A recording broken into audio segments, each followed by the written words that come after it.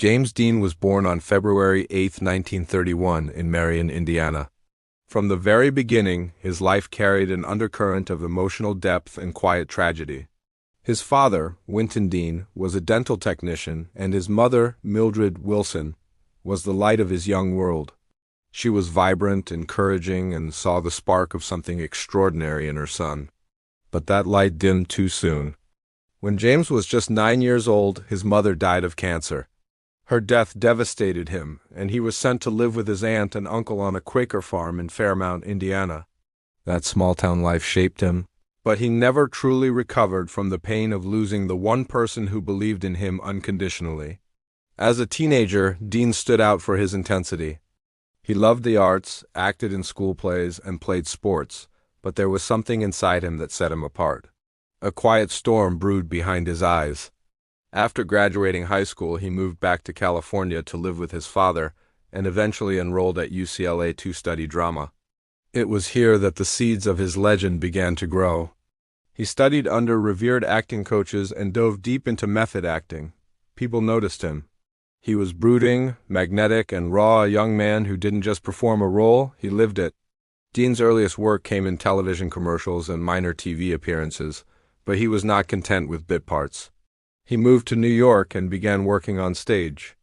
There, he studied under Lee Strasberg at the Actors Studio and rubbed shoulders with emerging talents like Marlon Brando and Paul Newman. It was during this time that he began to form his identity not just as an actor, but as a symbol of rebellion, restlessness, and tortured youth. Casting directors began to whisper his name.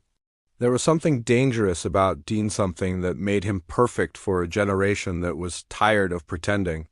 Hollywood came calling soon enough. His first major role was in East of Eden in 1955, directed by Elia Kazan. In it, he played Cal Trask, a troubled young man desperate for the love of his distant father. The role mirrored Dean's real-life struggles with his own father, and it showed.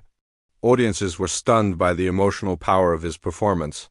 He was nominated for an Academy Award for Best Actor, becoming the first actor to receive a posthumous nomination. But James Dean didn't just act, he lived with a ferocity that made others uneasy. He smoked, drank, and lived fast.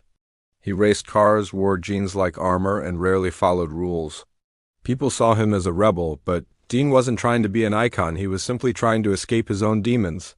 Fame found him quickly. Photographers followed him. Fan letters flooded in, and the press couldn't get enough of his moody persona. Dean, though, seemed detached from it all. He viewed celebrity with suspicion. He once said, "Dream as if you'll live forever. Live as if you'll die today." Dean's next role would solidify his place in cinematic history. He starred in Rebel Without a Cause, released later in 1955. In it, he played Jim Stark, a sensitive teenager who clashes with parents and society. The film was an instant sensation. Teenagers across America saw themselves in Dean. He wasn't polished, he wasn't perfect. He was real, angry, confused, emotional, and lost. Dean had become the voice of a generation that didn't have one before. As the accolades piled up, Dean was already filming his third and final movie, Giant. In it, he played Jet Rink, a poor ranch hand who strikes oil and becomes wealthy. It was a difficult shoot, filled with tension and long days, but Dean poured himself into the role. He wasn't interested in being a movie star, he wanted to be an artist. Behind the scenes, he often clashed with co-stars and directors. But even those who disliked his methods admitted he had an uncanny ability to disappear into a role. It was as if the screen bent around him, drawn to his gravity. Off-camera, Dean's life grew more complicated. He was rumored to have relationships with both men and women, though he never publicly discussed his sexuality. He was linked to several actresses, including Pierre Angers, who later said Dean was the great love of her life. Their romance was marked by passion and heartbreak. Angeli's mother disapproved of Dean, and the relationship ended in sorrow. Dean reportedly stood outside her wedding ceremony on his motorcycle, watching silently as she married another man. The pain of lost love haunted him. But if love wounded Dean, speed gave him freedom. He developed a deep obsession with racing. He bought fast cars and drove them at dangerous speeds. To him, racing wasn't about thrill, it was about control, about living in the moment without fear. In early 1955, he purchased a silver Porsche 550 Spider and had it customized. He nicknamed it Little Bastard. His mechanic, Ralph Witherick, was often by his side, helping tune the car for upcoming races. Dean planned to enter the Salinas Road Race in California and was eager to prove himself not just as an actor, but as a racer. September 30th, 1955, began like any other day. Dean Witherick and others were preparing for the weekend race.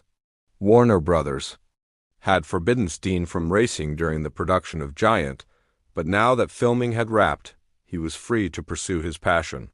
He and Witherick set off in the Porsche, driving north towards Salinas. The car was fast and beautiful, gleaming in the California sun. Along the way, they were ticketed for speeding, but Dean brushed it off with his usual shrug. At approximately 5:45 p.m., near the junction of Route 466 and Route 41 outside Colami, California, a black and white Ford Tudor, driven by 23-year-old Donald Turnipseed, attempted to turn left across Dean's path. The Porsche, traveling at high speed, slammed into the Ford. The impact crushed the small car. Witherick was thrown from the vehicle and survived, though badly injured. Dean was trapped inside. When emergency crews arrived, they found the actor unconscious and barely breathing. He died shortly after at the hospital. James Dean was 24 years old. News of his death stunned the world. It was sudden, violent, and eerily poetic. A rising star, a rebel, taken too soon.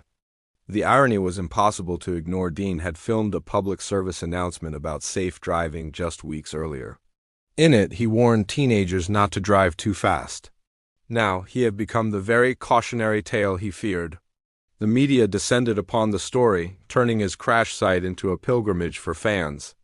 The silver Porsche, twisted and broken, became a symbol of youth, rebellion, and death. Dean's death launched him into myth. He became more than a man, he became a legend. His 3 films, East of Eden, Rebel Without a Cause, and Giant, were released in quick succession, each adding layers to his legacy.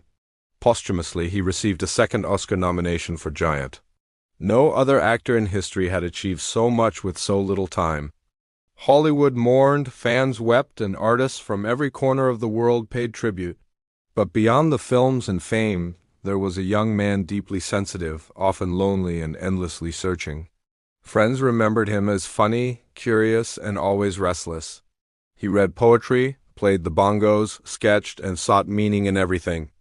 He wasn't just a playboy or a heartthrob, he was a soul burning too bright for the world to contain. Over the decades, theories about Dean's death surfaced. Some believed the Porsche was cursed. Several people who came into contact with its remains reportedly met with misfortune.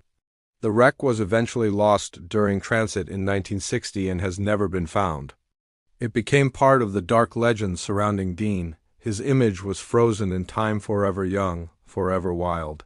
Cultural icons like Elvis Presley, Bob Dylan, and John Lennon cited Dean as an inspiration. He became a symbol of what it meant to live fast, love deeply, and die young. His red jacket from Rebel Without a Cause became a fashion statement, and his squinting stare adorned posters and dorm walls for generations. In many ways, Dean was the first modern celebrity worshipped, not just for what he did, but for what he represented. He was America's beautiful, broken boy.